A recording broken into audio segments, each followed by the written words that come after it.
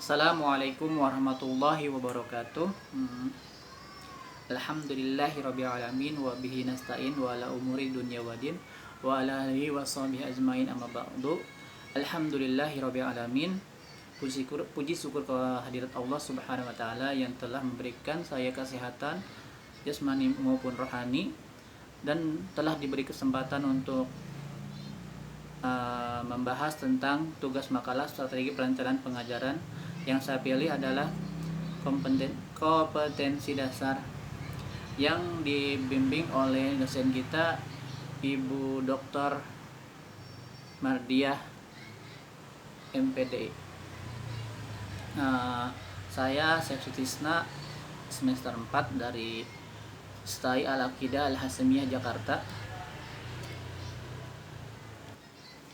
Sebelum membahas tentang makalah ini, saya telah merangkum dari pelajaran yang setelah baca selama ini, yaitu fungsi perencanaan pembelajaran. 1. Fungsi kreatif. 2. Fungsi inovatif. 3. Fungsi selektif. 4. Fungsi komunikasi. 5. Fungsi prediktif. 6. Fungsi akurasi. 7. Fungsi pencapaian tujuan. 8. Fungsi kontrol. Adapun untuk kriteria penyusunan perencanaan pembelajaran yaitu signifikansi, visibilitas, relevansi, kepastian, ketelitian, adaptabilitas, waktu, monitoring, isi perencanaan. Itu semua yang saya rangkum dari semua dan saya petak. Kita mulai dari bab 1 tentang pendahuluan. Latar belakang saya baca dulu ya. Materi bahan ajar pembelajaran merupakan suatu yang disajikan guru untuk diolah dan kemudian dipahami oleh siswa dalam rangka mencapai tujuan instruksional yang telah ditetapkan.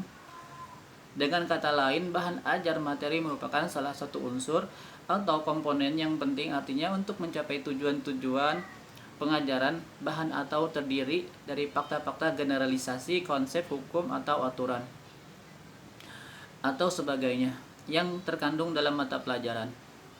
Di samping bahan ajar pelajaran, untuk atau komponen lain yang perlu dikembangkan pula dalam rangka mencapai tujuan instruksional ialah kegiatan belajar mengajar.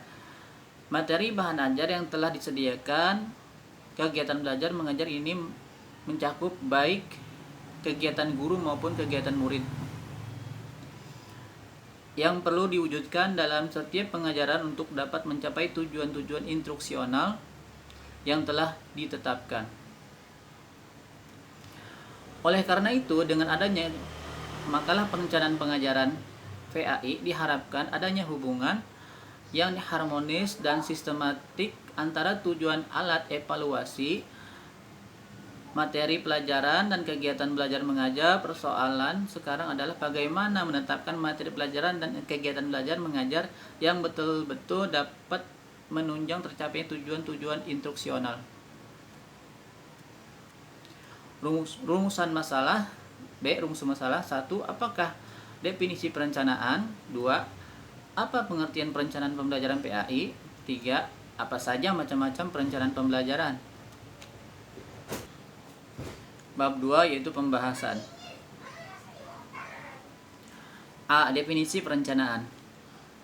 Cunningham mengemukakan bahwa perencanaan ialah menyeleksi dan menghubungkan pengetahuan, fakta, imajinasi, dan asumsi untuk masa yang akan datang, dengan tujuan memvisualisasikan dan memformulasi hasil yang diinginkan, urutan kegiatan yang diperlukan dalam perilaku dalam batas-batas yang dapat diterima yang akan datang, serta usaha untuk mencapainya. Definisi yang lainnya mengemukakan bahwa perencanaan adalah hubungan apa yang ada sekarang, what is, dengan bagaimana seharusnya, what shall be, yang bertalian dengan kebutuhan, penentuan tujuan, prioritas, program, dan alokasi sumber. B. Pengertian perencanaan pengajaran PAI.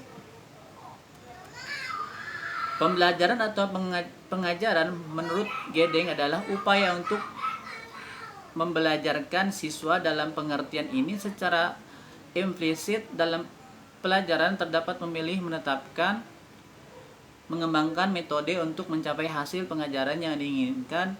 Dalam hal ini pembelajaran memiliki hakikat perencanaan dan perancangan desain sebagai upaya untuk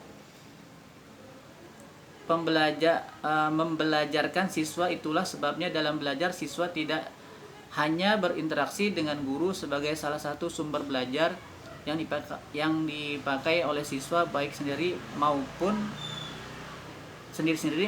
bersama-sama dengan peserta didik lain untuk memudahkan belajar.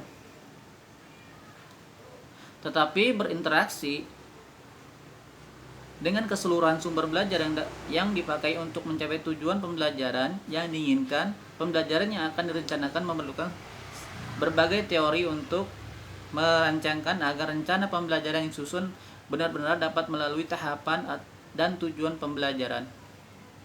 Sedangkan pendidikan agama Islam merupakan usaha sadar yang dilakukan pendidik dalam rangka mempersiapkan peserta didik untuk meyakini, memahami, dan mengamalkan ajaran Islam melalui kegiatan bimbingan pengajaran atau pelatihan yang telah ditentukan untuk mencapai tujuan yang telah ditetapkan. C. Macam-macam perencanaan pengajaran. 1. Perencanaan menurut luas jangkauan. Jenis perencanaan pengajaran menurut luas jangkauan dapat dibedakan menjadi 3 macam, yaitu A. Perencanaan makro. Perencanaan makro adalah perencanaan yang menetapkan kebijakan-kebijakan yang akan ditempuh, tujuan-tujuan yang ingin dicapai, dan cara-cara mencapai tujuan itu pada tingkat nasional. Rencana ini biasanya mengikuti rencana dalam bidang ekonomi dan sosial.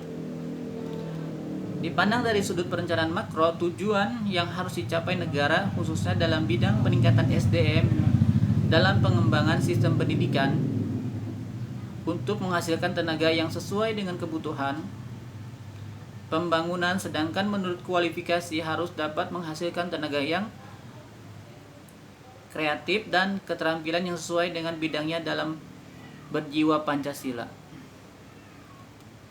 Untuk melaksanakan fungsi perencanaan pengajaran yang makro, hendaknya strategi pendidikan harus memenuhi syarat-syarat sebagai berikut. 1. Tujuan pendidikan nasional telah dirumuskan dengan jelas. Tujuannya ini dijabarkan agar lebih spesifik. 2. Pemerintah mempunyai wewenang utama dalam pengambilan keputusan dan menciptakan mekanisme kerja efektif. 3. Sumber pembiayaan harus dimobilisasikan dalam sektor yang ada. 4. Prioritas harus disusun, baik yang berkenaan dengan bentuk tingkatan dan jenis pendidikan. 5. Alokasi biaya harus disediakan menurut prioritas yang telah ditetapkan. 6. Penilaian yang berkesinambungan harus selalu dilaksanakan dan program direvisi berdasarkan penilaian itu. 7. Pelaksanaan pendidikan mendapat latihan sesuai dengan tugas yang akan dikerjakan. B. Perencanaan meso.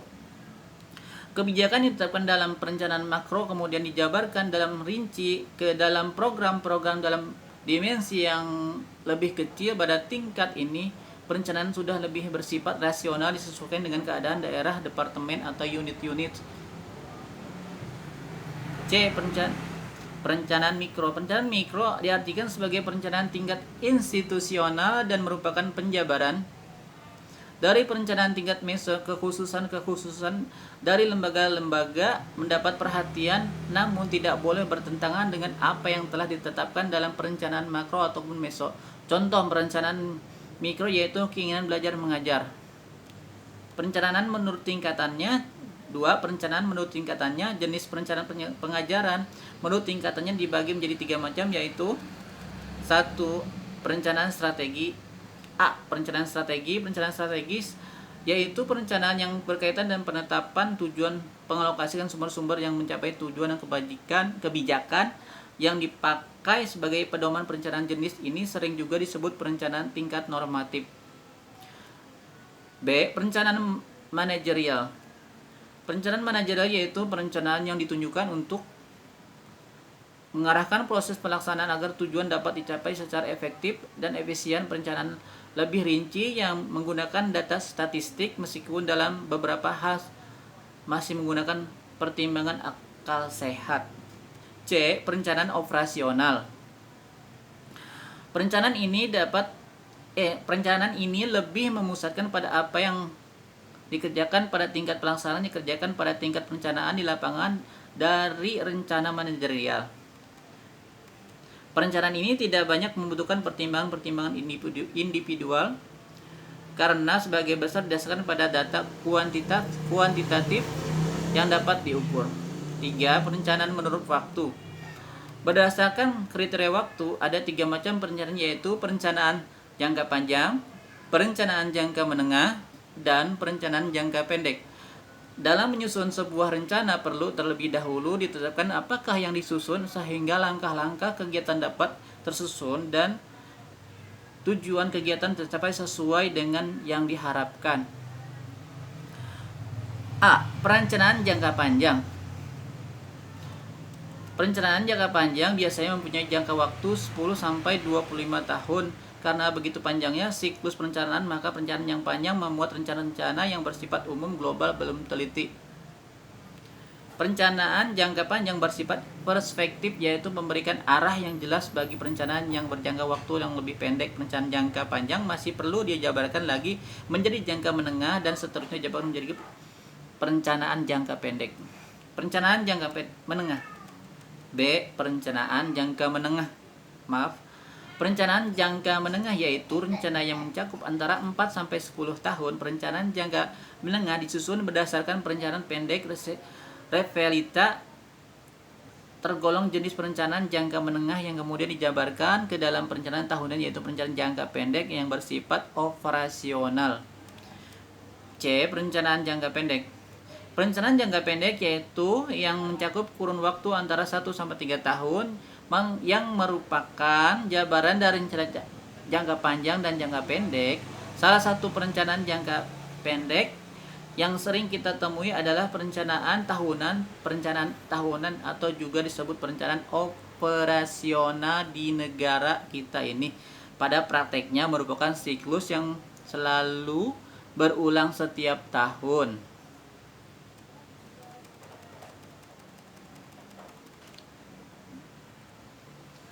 Bab 3, kesimpulan.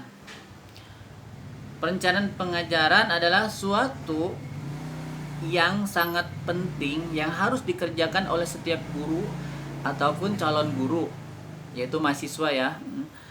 Jadi perencanaan pembelajaran berarti pemikiran tentang penerapan prinsip-prinsip umum mengajar di dalam pelaksanaan tugas mengajar dalam suatu situasi interaksi pembelajaran, interaksi guru murid tertentu yang khusus, baik yang berlangsung di dalam kelas atau di luar kelas. Makin baik dipikirkan, maka makin baiklah persiapan perencanaan pembelajaran itu, sehingga bisa diharapkan makin baik pula dalam pelaksanaannya. Adapun macam-macam perencanaan pembelajaran pendidikan agama Islam dalam perencanaan menurut luas, jangkauan, perencanaan menurut tingkatannya, perencanaan menurut waktu.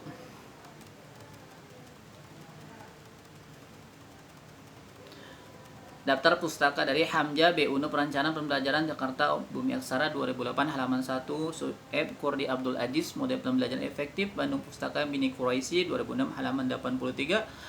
Dari saya, Asep Sutisna. Apabila ada kesalahan dan penjabaran yang kurang baik, mohon dimaafkan atas kekurangan saya. Apabila ada yang mahasiswa lain yang ada mau bertanya, silahkan diketik pertanyaannya dan saya akan jawab pertanyaannya. Apabila ada jawaban yang kurang memuaskan, mohon dimaklumi karena saya juga tahap dalam pembelajaran tentang strategi perencanaan pengajaran yang telah diberikan, tugas yang telah diberikan oleh Ibu Dr. Mardiah MVD. Terima kasih yang telah memberikan ilmu kepada saya yang saya pelajari selama ini. Wassalamualaikum warahmatullahi wabarakatuh.